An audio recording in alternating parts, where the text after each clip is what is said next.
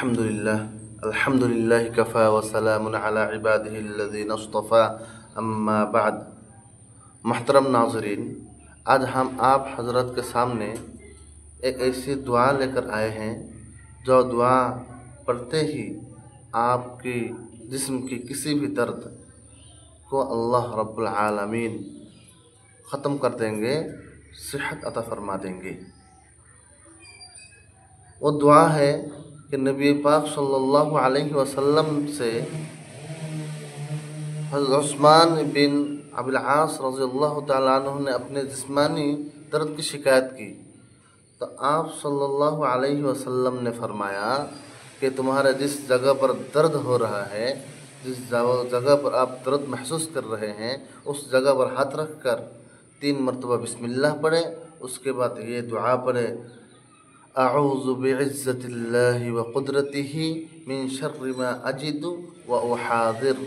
अऊज़ु बिइज़्ज़तिल्लाहि व क़ुदरतिही मिन शर्रि मा अजिदु व उहाज़िर। প্রিয় দর্শক শ্রোতা, আজকে আবারও আমরা আরেকটা এরকম দোয়া নিয়ে হাজির হয়েছি, যেই দোয়াটি পড়লে আপনার যে কোনো বেদনা, যে কোনো দর্দ আপনার শেষ হয়ে যাবে, খতম হয়ে যাবে। যত বড়ই দর্দ হোক না কেন, যত কষ্টদায়ক দর্দ হোক না কেন, সেটা অবশ্যই অতি তাড়াতাড়ি শেষ হয়ে যাবে, ভালো হয়ে যাবে। উসমান বিন আবিল আস রাদিয়াল্লাহু তাআলা আনহু তিনি নবী সাল্লাল্লাহু আলাইহি ওয়াসাল্লামকে দরদের বেদনার শিকায়ত করলেন, ইয়া রাসূলুল্লাহ, আমার শরীর খুব ব্যথা করতেছে।